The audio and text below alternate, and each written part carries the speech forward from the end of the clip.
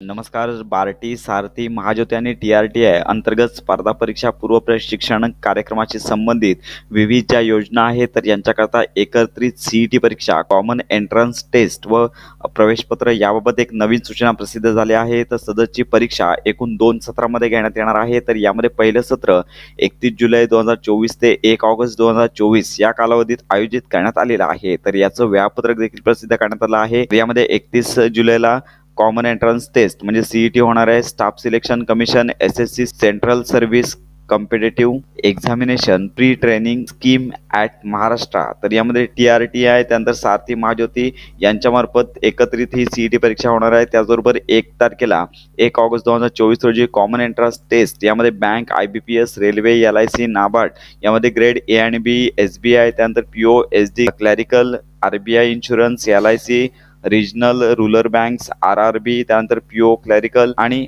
Other banking recruitment post competitive examination at Maharashtra. तर यांच्याकरता परीक्षा 1 तारखेला होणार आहे. या दोन्ही दिवसांकरता जी परीक्षा होणार आहे तर याचे हॉल तिकीट दिनांक 25 तारखेला सकाळी 11 वाजल्यापासून TRTI, सारथी आणि महाज्योती तिन्ही पोर्टलवरती ही वेबसाईट लिंक उपलब्ध करून दिली जाईल. त्यामुळे तुम्हाला पाहू शकता की 25 ते 30 तारखेपर्यंत 30 जुलैपर्यंत हे हॉल तिकीट डाउनलोड करता येतील. तर ही महत्त्वाची माहिती इतरांपर्यंत नक्की शेअर करा.